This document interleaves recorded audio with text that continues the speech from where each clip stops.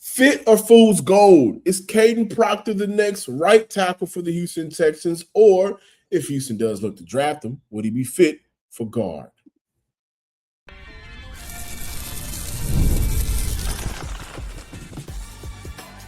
You are Locked On Texans, your daily podcast on the Houston Texans.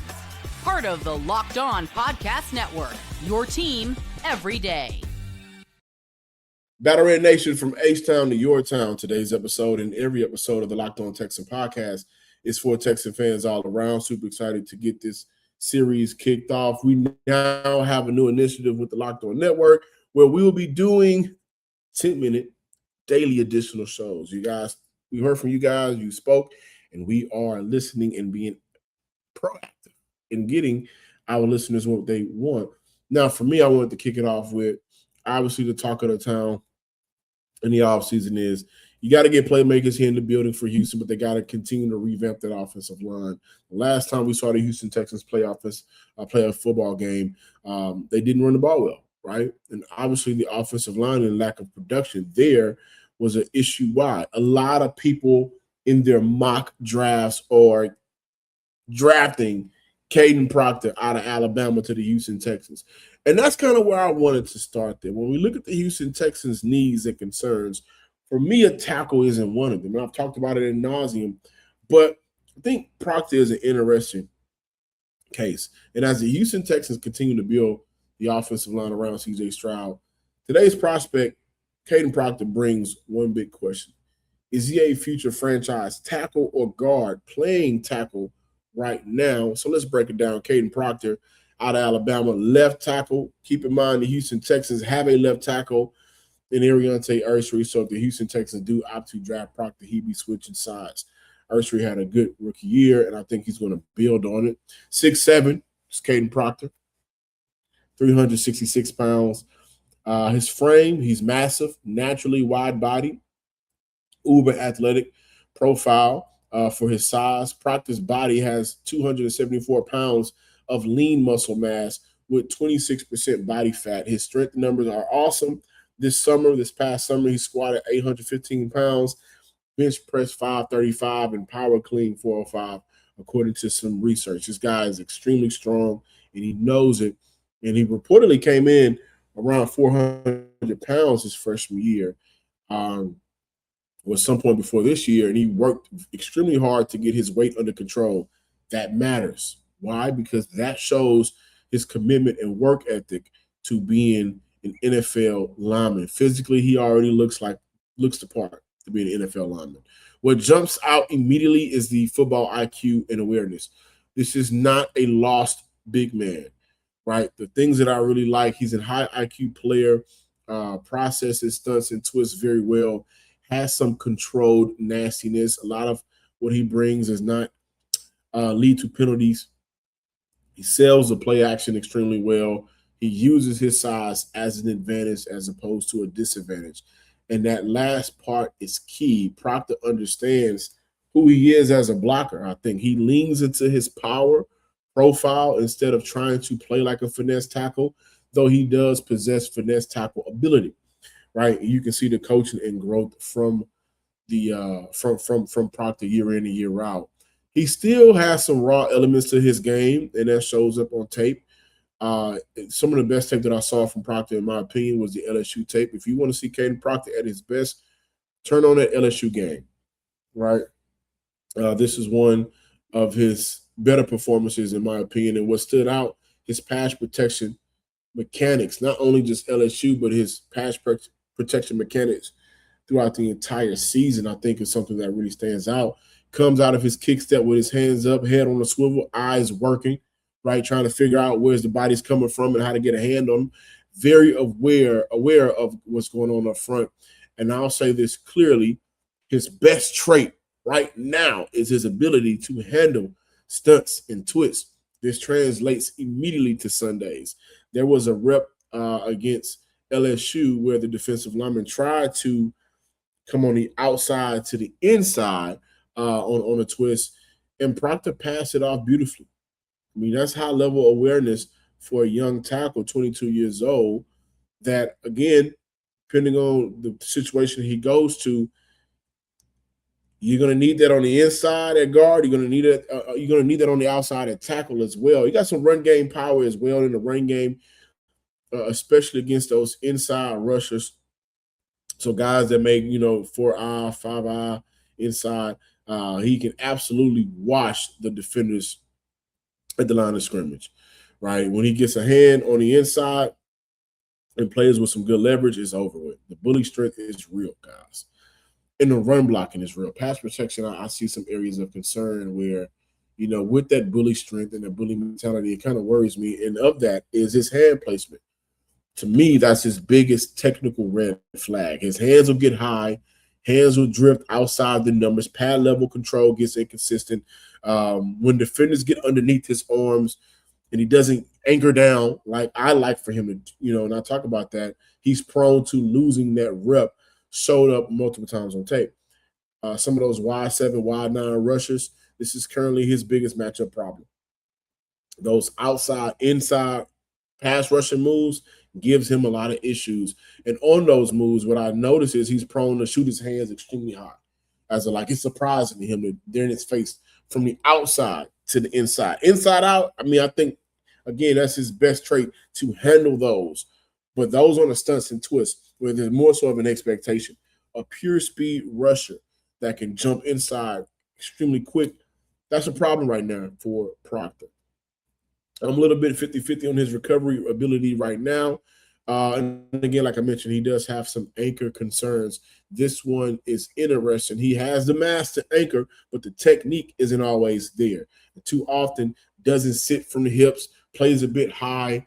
And so those anchors is coming from necessarily the top half of his body. When you look at his hands getting out of place and being inconsistent, that could be a problem. And that anchor comes and goes. For a player his size, you like to see more consistent stonewall reps as a pass blocker. His second level blocking is an issue and concern. This stood out more than I expected at the second level, especially on screens. There are just too many snaps where his hands, he doesn't get a hand on the defender, right? Especially in the screen game. He may get to the second level, but he may not touch nobody, right? And I saw that the player that he didn't touch, they made the tackle a few times. And I think that's a issue with who to target when he gets to the second level. Is it the inside backer? Is the weak side backer? I think that's a problem for him that can be coached up. And that's why I consider him a raw prospect, right? There are still some things that I think could be a fit for the Houston Texans. There are also some areas in his game that I think may scare people away. So I'll dive into that and more when we return. More Locked On Texans talk on the other side. Hey, it's Matt Derry from the Locked On Lions podcast. The people I love depend on me. If I'm gone, the financial responsibilities don't disappear. I didn't want my family figuring things out during the hardest moment of their lives. That's why I knew only one place to go. I chose life insurance through my friends at Ethos. Ethos makes getting life insurance fast and easy, 100% online. You can get a quote in seconds, apply in minutes, and get same-day coverage. There's no medical exam. You just answer a few simple health questions. You can get up to $3 million in coverage. Some policies are as low as $30 a month. I love the folks at Ethos. Protect your family with life insurance from Ethos now by going to ethos.com/LockedOnNFL. In as little as 10 minutes, you can get the free quote and up to $3 million in coverage at ethos.com/LockedOnNFL. That is ethos.com/LockedOnNFL. Ethos.com/LockedOnNFL. Application times and rates may vary.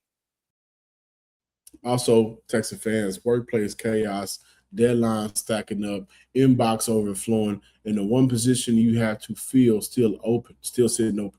When the pressure is on, you need the right hire.